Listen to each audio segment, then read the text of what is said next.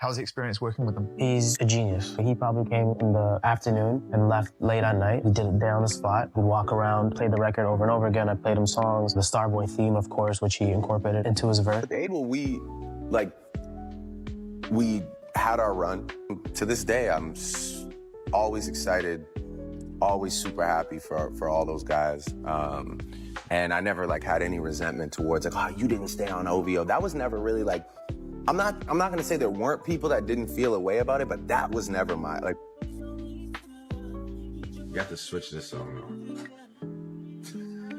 It's on a play, you know, it's like You have to switch this one. We're real sixers, we're real sixers, a real six hat. We don't listen to that. Oh, that was feeding Kendrick all the information. But it's so many and the other owls things had to they do can what they say. had to do. Now this is a Goodfellas I'm just saying. conversation. This is a Goodfellas episode. I'm just saying there's other Sopranos. scenarios you could speculate the on. mold, and all of a sudden, I just feel like saying this is between Kendrick and Drake is a little lazy. Okay? Now he's the mold. He didn't get shot in the front. He got shot in the back. And come on. Y'all can dive a little deeper down the rabbit hole if you want to. That's all I'm simply saying. It seems like The Weeknd has become the latest artist to expose Drake for being a fake friend, revealing how Drake allegedly tried to sabotage his career, driven by jealousy. Right after the release of his new album, Hurry Up Tomorrow, Abel's fans are already buzzing about a track where he appears to throw some serious shade at Drake. These rumors about Drake stealing some of The Weeknd's songs, and even trying to ruin his career, have been circulating for a while, and now Abel is openly talking about how he dodged a major bullet when he turned down the chance to sign with OVO. If you've been paying attention to the industry drama, this isn't the first time someone has called out Drake for being insincere and fake.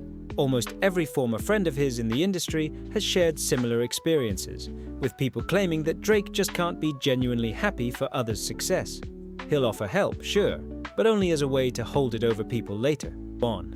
So, what exactly went down between Abel and Drake? Who betrayed who? And what did Abel reveal on his new album about Drake? On his latest track, you can hear how Abel really commits to his verse.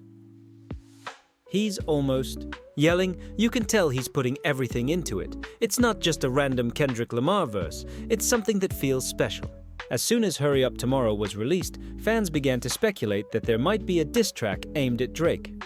The rumored shade comes from a song called I Can't Wait to Get There, where The Weeknd sings about enemies who despise him for refusing to compromise. He sings, "'Cause the media hates it when they can never control us, and my enemies hate it 'cause I own my soul." The next part of the verse really got fans talking. Dealt with scarier situations, had nowhere to. Live, high school dropout, chilling with academics. There's a lot in here that could be aimed at Drake. The mention of scarier could refer to Drake's Scary Hours EP, and then there's the fact that Drake never finished high school. Of course, the line about chilling with academics could be a direct reference to DJ Academics, who's considered one of Drake's main supporters. Even if Abel wasn't intentionally dissing Drake, he must have known how it would come across.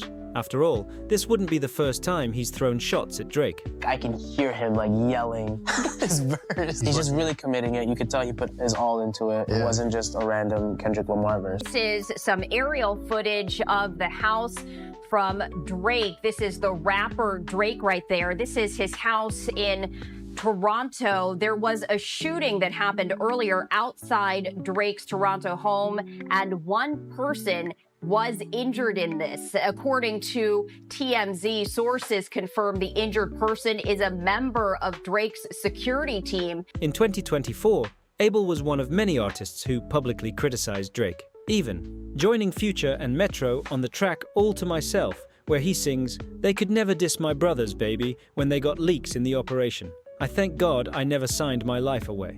Fans immediately speculated that this line in All to Myself was Abel, reflecting on how he dodged a bullet by not signing with OVO, a decision Drake might still hold a grudge about. But things escalated even further in May 2024, when a shooting occurred outside Drake's mansion in Toronto, injuring one of his security guards. At first, it was assumed that the shooting had something to do with Drake's beef with Kendrick, especially since it happened right after Kendrick dropped Not Like Us. However, things took a twist when people started connecting this shooting to another one just days before at the mansion of The Weeknd's co-manager, Cash XO.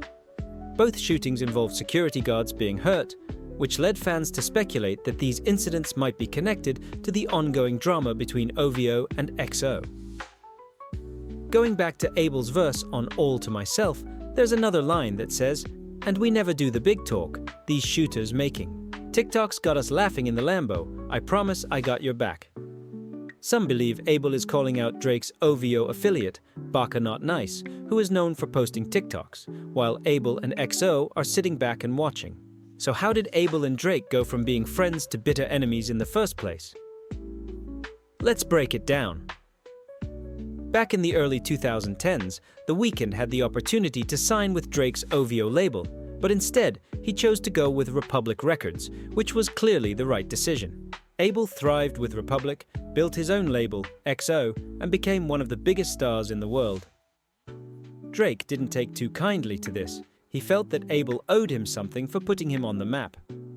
It all began in October 2010 when Drake gave The Weeknd a major cosign, featuring him on his blog and sharing lyrics from Abel's breakthrough track Wicked Games. Soon after, they collaborated on The Zone, and their chemistry was undeniable.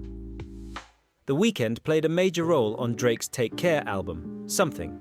Drake himself even acknowledged. He told MTV News that Abel had helped write on 4 songs for the album, something Drake didn't typically do with other artists. By the time Take Care dropped in 2011, Abel was already on the rise. He co-founded XO and released 3 mixtapes that revolutionized R&B. Drake saw huge potential in Abel and wanted him to sign with OVO.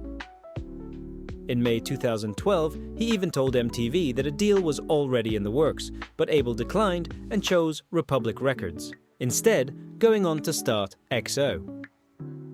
Naturally, Drake wasn't happy. After Abel signed with Republic, Drake took to social media to remind Abel that he owed him a favor, though things seemed to settle down for a while when they worked together again in 2014. However, in October 2015, The Weeknd decided to open up about his role in Take Care. He admitted to giving up a bunch of tracks he'd originally planned for his own album to help Drake out, but he also expressed gratitude for what Drake had done for him. Fast forward to 2017, and despite some moments of reconciliation, performing together on stage and hinting at future collaborations, the old bitterness resurfaced.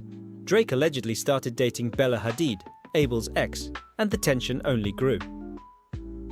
By 2019, Abel threw more subtle shade at Drake on Lost in the Fire, with lyrics many fans interpreted as a dig at Drake for hiding his son, Adonis. Then, in 2024, Abel went even further, joining forces with Kendrick and other artists in calling out Drake. During an appearance on a live stream, Drake even made his feelings known when Starboy came on, quickly telling the streamer to turn it off, implying that Abel didn't deserve to represent Toronto. With everything that's happened, it seems unlikely that Abel and Drake will ever be friends again. Drake still seems to hold a grudge, feeling that Abel owes him, while Abel clearly views Drake as a fake friend. Let us know in the comments below, and make sure to stay tuned for the next video.